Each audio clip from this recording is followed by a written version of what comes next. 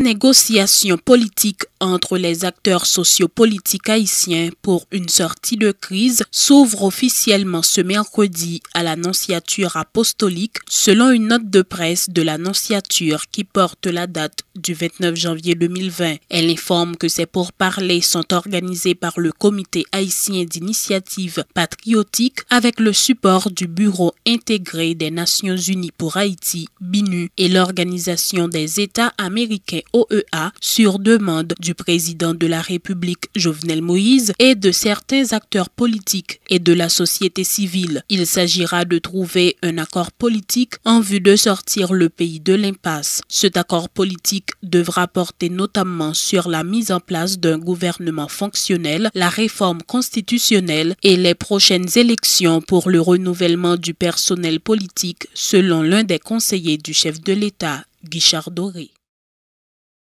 Les signataires de l'alternative consensuelle ont boudé ce mercredi la rencontre à la Nonciature apostolique, selon Maître André Michel, affirmant qu'il n'est pas question de participer à la formation d'un gouvernement d'union nationale avec Jovenel Moïse. Selon lui, ces pourparlers n'ont rien à voir avec les revendications de la population. Toutefois, il dit reconnaître le droit de certains signataires de l'accord de Mariotte de participer à ces discussions.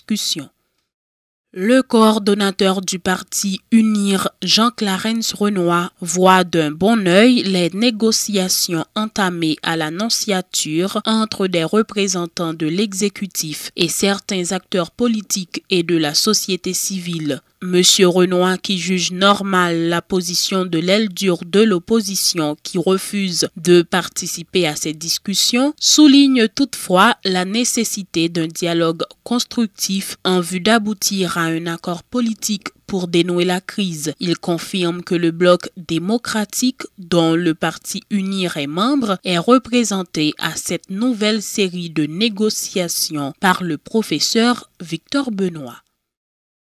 L'ensemble des organisations politiques de l'opposition projette d'organiser une marche pacifique dans les rues de la capitale le vendredi 7 février prochain. Il s'agira de dénoncer l'insécurité grandissante qui sévit dans le pays. Abel Lorestan, Edier Jean-Louis et Cherline Pierre-Louis, trois responsables de cette structure, appellent la population à participer massivement à cette marche. Écoutez leur déclaration. Nous constatons dans le pays à toute institution étatique pas fonctionner. Environnement a dégradé chaque jour. Pas de l'hôpital, pas de l'eau potable, pas de logements sociaux pour masser un peuple là, pas de travail, pas de crédit pour jeunes entrepreneurs, pas de crédit pour agriculteurs, paysans qui ont fonctionné dans toute section rurale. Là, nous considérons aujourd'hui plus passer 4 millions haïtiens à vivre à moins de $2 américains par jour. Côté chômage a augmenté, la vie chère, un grand goût coupé triple. Ensemble organisation politique de l'opposition, après relancer mobilisation sans souffle, après relancer mobilisation pour nous couper et phénomène insécurité, pour nous dire que nous ne sommes pas d'accord avec ça et nous ne sommes pas d'accord avec l'insécurité programmée téléguidée. Nous disons non, cette fois-ci, il faut que ça finisse. Et dans ce sens, nous prenons rendez-vous avec la population haïtienne qui a vendredi 7 février 2020 à 6h tapant sous champ de masse, place Papa de Saline, pour nous déraper une marche contre, nous disons marche ça, c'est une marche contre l'insécurité, une marche contre l'impunité, parce que nous disons c'est l'impunité qui produit toute insécurité dans le pays. Femme Jam, capilité pour l'autre Haïti, voyez condoléances. Bay toute femme, ça yo, et n'a profité occasion ça pour nous dire à femme ça yo, réveillez jour 7 février 2020 pour nous dire avec Jovenel machine la mort cap marché touyer jeune garçon élève l'école timoun journaliste policier et la trier nous pas qu'à quitter bataille là ba Jovenel Moïse nous pas qu'à bailler les gains parce que nous mourir trop frère nous accès nous mourir trop et bien dans ce sens ça nous commençons bataille faut que nous finir liberté ou la mort c'est vivre libre ou mourir. À l'initiative de quelques organisations populaires proches de l'opposition, dont Haïti Demain et ADK, des dizaines de personnes ont pris part ce mercredi à un sitting devant les locaux du Conseil électoral provisoire à Pétionville. Elles entendaient exiger des conseillers électoraux de faire respecter les mandats des 9 sénateurs renvoyés par Jovenel Moïse. Écoutez l'ambiance qui régnait devant le CEP, suivi des déclarations de quelques protestataires.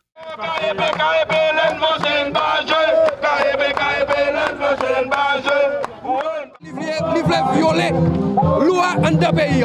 Li vle violer constitution pays.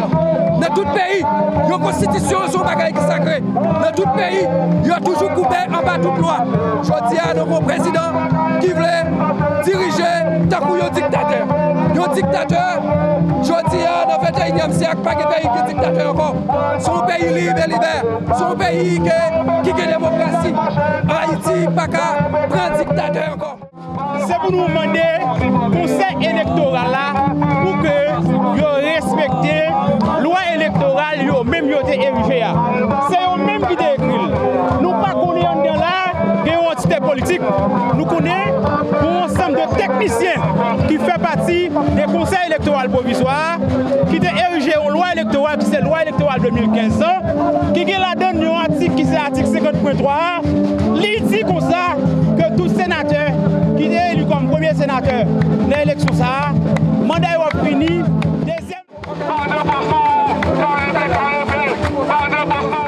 Dossier Petro-Caribé, l'ex-ministre de la Santé publique, Dr Florence Duperval-Guillaume, n'a pas répondu ce mercredi à une invitation du juge d'instruction Ramon Sitaximé. Elle a adressé une requête à ce dernier dans laquelle elle a sollicité un report.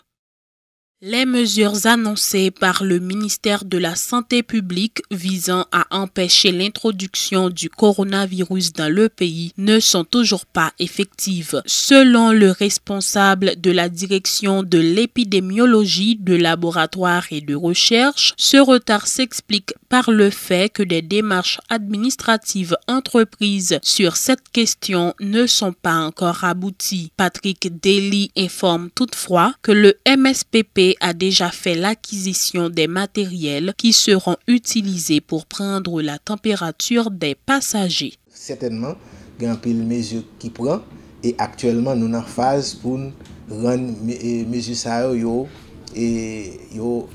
opérationnelles. Ça veut dire nous sommes en phase de mise en place ou mise en œuvre des mesures.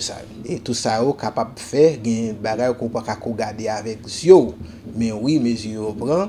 Et là, nous travaillons là, sous Fontiviro, après il y a plusieurs staff, membres staff dans le ministère de la Santé publique qui est un peu partout dans l'aéroport là, qui travaillent pour rendre les mesures appliquées. Ça veut dire, même nous sommes avec le responsable de communication là, il fait que ça passe quelqu'un dans le message à responsable informatique là, de l'aéroport. Maintenant, logistique informatique là, c'est les mêmes qui disent est-ce que jeudi le message va commencer à passer dans l'écran, dans l'aéroport là, ou bien est-ce que c'est demain. Par exemple, nous avons parlé de affiches comme des banners, et nous sommes là, ces mesures nous sommes prenons pour nous impression. Ça veut dire si toute bagaille, si une institution qui a fait impression pour nous, yo répondre à ça nous demander, si c'est pas demain jeudi, nous pensons d'ici vendredi, l'on vient là, l'on passe dans le passerelle, il faut avoir affiche ça. Ça me casse une dernière information sur le coronavirus là,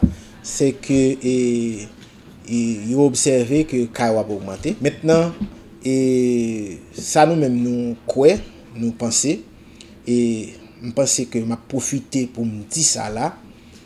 Nous, tout le monde qui travaille dans le domaine de santé publique a toujours craint une pandémie de grippe. Et maintenant, sous base ça, nous avons déjà une définition du cas. Moi-même, personnellement, nous formons des gens à travers les 10 départements du pays. Et actuellement, ça nous fait recenser les gens qui étaient pour information, soit pour faire prélèvement et technologies médicales, etc., pour nous sensibiliser ou bien on touche. Il y a des gens qui fait même à distance, téléconférence, parce qu'il faut utiliser la technologie à tout. Compte tenu, nous n'avons pas pile temps devant nous, nous ne pouvons pas connaître si ça rentre là, nous, qui l'est comment. Le temps d'une pause à ce journal, à notre retour la page internationale.